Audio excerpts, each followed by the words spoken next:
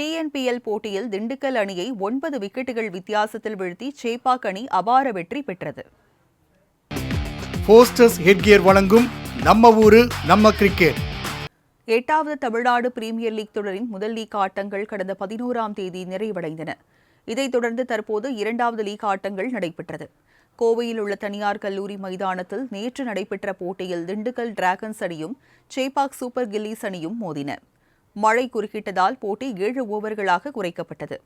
முதலில் பேட்டிங் செய்த திண்டுக்கல் அணி 6 விக்கெட் இழப்பிற்கு 64 ரன்களை எடுத்தது. திண்டுக்கல் அணி வீரர் ரவிச்சந்திரன் அஸ்வின் 20 பந்துகளில் 45 ரன்களை விளாசி இறுதி வரை ஆட்டமிழக்காமல் இருந்தார். இதைத் தொடர்ந்து 65 ரன்களை இலக்காக கொண்டு களமிறங்கிய சேப்பாக் அணியின் தொடக்க வீரர் சந்தோஷ்குமார் துரைசாமி முதல் பந்திலேயே ஆட்டமிழந்தார். நாராயண் ஜெகதீசன் மற்றும் பாபா அபராஜித் அதிரடியாக விளையாடி அணியை வெற்றி பாதைக்கு கொண்டு சென்றனர். இறுதியில் 4.5 ஓவர்களில் 65 ரன்களை எடுத்து சேப்பாக் சூப்பர் கில்லிஸ் அணி வெற்றி பெற்றது.